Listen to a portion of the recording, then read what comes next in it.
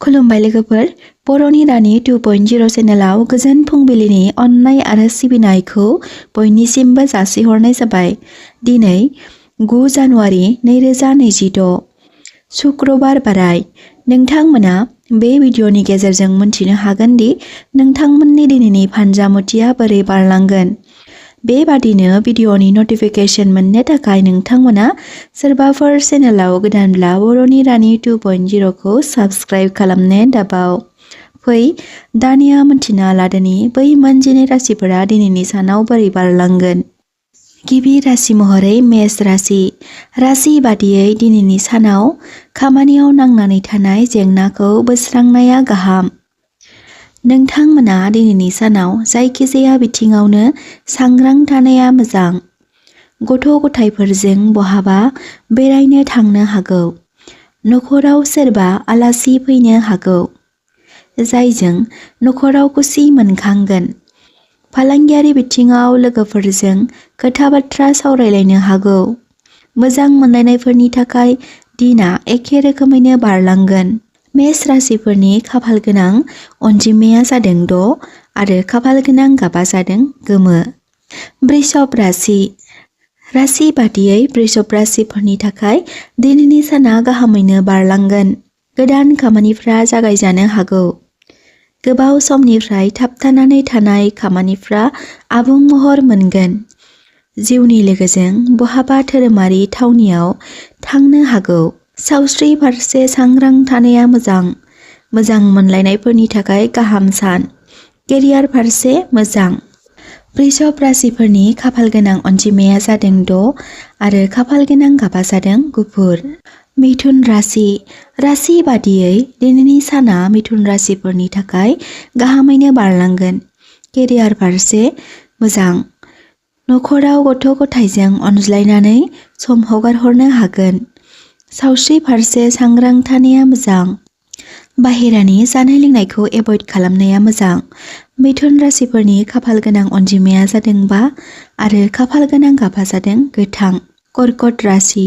राशि बादियै कर्कट राशिफोरनि थाखाय दिनैनि साना लाब गोनां जानानै फैगोन। जायखिजाया खामानि फारसे रांखान्थि सोसननायनिफ्राय सांग्रां जानाया मोजां। जायखिजाया खामानि बिथिङाव गोसो होनाया मोजां। नखर संसारा गोजोनै बारलांगोन। गथ' गथायनिफ्राय मोजां खौरां मोननो हागौ। गुबुननो होथ'नाय रांखौ मोनफिनगोन। कर्कट राशिफोरनि खाफाल गोनां अनजिमाया जादों 2 आरो खाफाल गोनां गाबा जादों गुफुर। सिंह राशि। राशि बादियै सिंह राशिफोरनि थाखाय दिनैनि साना गाहामैनो बारलांगोन। जिउनि लोगोनिफ्राय मोजां मुवा बेसादनि अनथोब मोननो हागोन। आइजोफोरा गोदान खामानिफोरखौ जागायजेननो हागौ। गुबुननि जाथायफ्राव आगान होयिया मोजां। नखराव अनज्लायनाय थागोन। सावस्रि बिथिङाव गुसु बोथोरनि थाखाय सांग्रां जानाया मोजां। सिंह राशिफोरनि खाफाल गोनां अनजिमाया जादों 1 आरो खाफाल गोनां गाबा जादों गोथां। कन्या राशि। राशि बादियै कन्या राशिफोरनि थाखाय दिनैनि साना गाहामैनो बारलांगोन। जायखिजाया खामानि फारसे गोसो जगोन। बेफार फालांगियाव मोजाङै नायबिजिरनाया मोजां। गोसोनि साननायखौ गुबुननो फोरमायथियैया मोजां। नखराव सुखु गोजोनै बारलांगोन। सावस्रि बिथिङाव गुसु बोथोरनि थाखाय सांग्रां जानाया मोजां।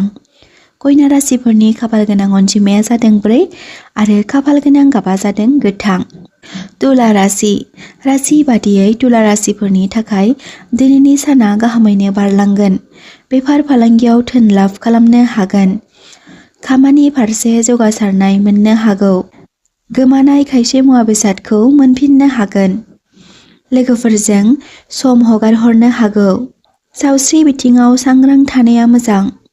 तुला राशिफोरनि खाफाल गोनां अनजिमाया जादों 6 आरो खाफाल गोनां गाबा जादों गलाब। वृश्चिक राशि। राशि बादियै दिनैनि सानाव वृश्चिक राशिफ्रा मोजाङै दिन बारलांहोनो हागोन। खस्थ' खालामनायनि मोजां फिथाइ थायगोन। आंगो लोगोनिफ्राय मोजां खौरां मोननो हागौ। गोनांथि जानाय सुबुंफोरखौ हेफाजाब होयोब्ला मोजां।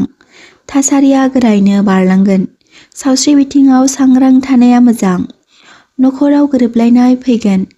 केरियार फारसे मोजां।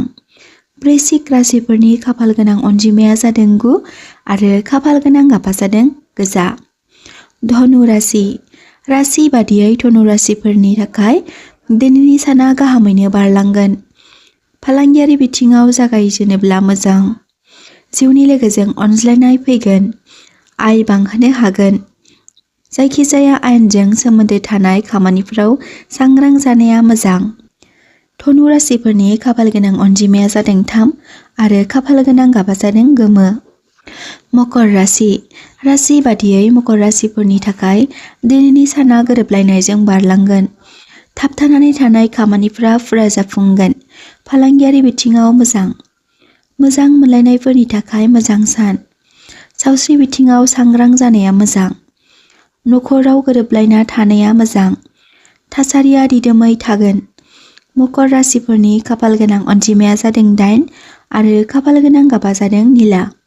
कुम्भ राशि राशि बादियै कुम्भ राशिफोरनि थाखाय दिनैनि साना गाहामैनो बारलांगोन। समाजारि खामानिफ्राव बाहागो लानो हागौ। सावस्रि बिथिङाव बेले-बेजे नुजाथिनो हागौ। खायसे खामानिनि बिथिङाव सांग्रां थानाया मोजां। खरसाया बांनो हागौ। धोननि बेलायाव बेले-बेजे नुजाथिनो हागौ। कुम्भ राशिफोरनि खाफाल गोनां अनजिमाया जादों 11 आरो खाफाल गोनां गाबा जादों अख्रां गाब। मीन राशि राशि बादियै दिनैनि सानाव मीन राशिफोरनि थाखाय मोजाङैनो बारलांगोन। गोदान खामानियाव जागायजेननो हागौ। थाबथानानै थानाय फैसाफोरखौ मोनफुंनो हागोन। फरायसाफोरनि थाखाय गाहाम सान। जिउनि लोगोनिफ्राय आबुं हेफाजाब मोनगोन। बहानिफ्रायबा मोजां रादाब मोननो हागौ। खरसा फारसे सांग्रां जानाया मोजां। मोजां मोनलायनायफोरनि थाखाय मोजां सान। सावस्रि बिथिङाव सांग्रां जानाया मोजां। मीन राशिफोरनि खाफाल गोनां अनजिमाया जादों 7 आरो खाफाल गोनां गाबा जादों गोमो। दिनैनि सानसेयारि फानजामुथि फरायथिनाय भिडिअ'खौ जाय बिथांमोना जोबजासिम नायजोबलांबाय बिथांमोननि थाखाय आंनि गोसो गोरबोनिफ्राय हाजासे अननाय आरो सिबिनायखौ बावहरनाय जाबाय। आरो बेजों लोगोसे नोंथांमोना बे भिडिअ'खौ नोंथांमोननि लाइफआव एसेब्लाबो इउजफुल मोनदोंब्ला कमेन्ट बक्सआव कमेन्ट खालामनो दाबाव।